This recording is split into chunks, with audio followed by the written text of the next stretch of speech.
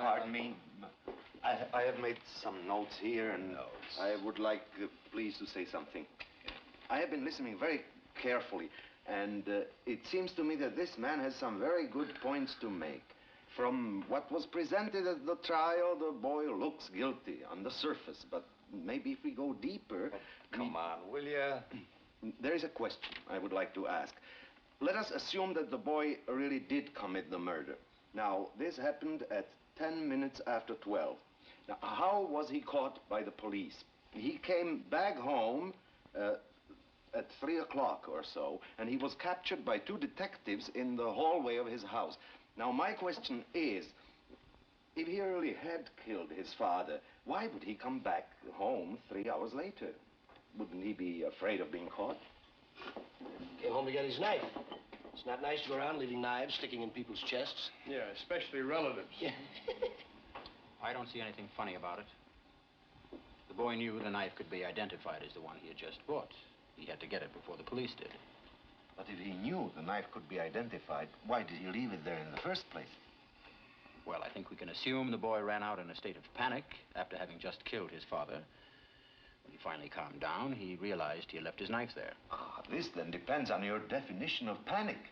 He would have had to be calm enough to see to it that there were no fingerprints left on the knife.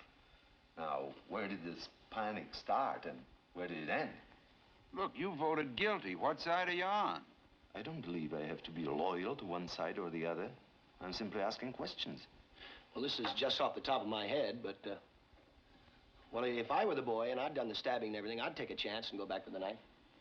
I'll bet he figured that nobody had seen him running out and that the body wouldn't be discovered till the next day.